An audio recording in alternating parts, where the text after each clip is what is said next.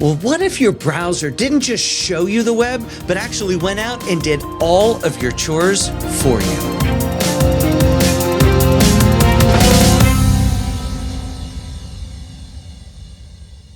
Welcome to AI Monday. I'm your host, Jeff DeVerter, and it's February 2026. Can you believe that? Only 11 more months to shop for your Christmas season. Well, the world of AI is moving from talking to us to doing for us. Today, we're looking at why people are buying up Mac Minis like crazy and how Google Chrome is becoming a literal employee, and the truth about why AI might actually be making your Tuesday morning a little more stressful than it needs to be. Well, look, we've all used ChatGPT or Gemini to write an email, but have you ever wanted an AI that just stays awake? Well, there's this new thing called Clawdbot, and it's going viral. People are actually buying up Mac Minis just to let this thing run 24/7 in their own house. The big difference here is that it's sovereign. It lives on your hardware, those Mac Minis, not in some corporate cloud. Now, the so what here is pretty radical. The thing has eyes and hands.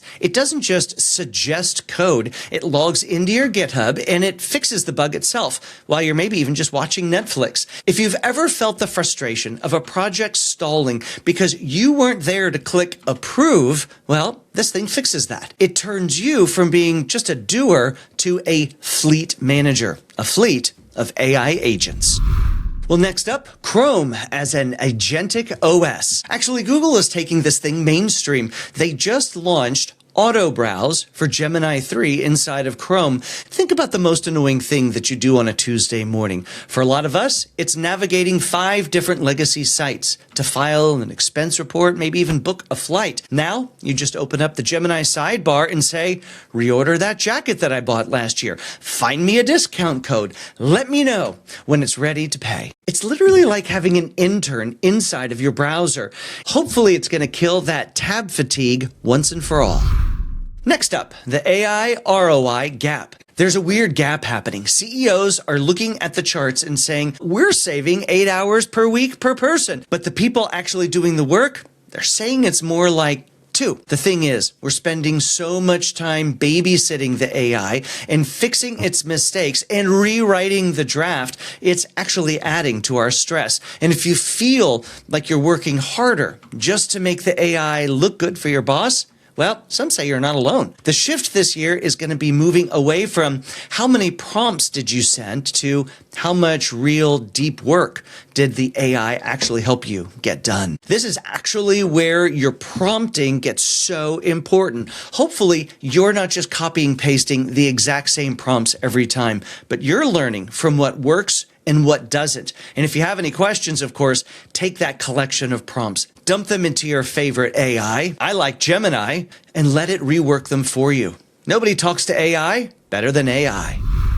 Google and Shopify recently rolled out the Universal Commerce Protocol. Basically, the, quote, website as we know it is starting to fade away. Soon, your AI agent will actually just talk directly to the store's AI agent. Sounds a little meta.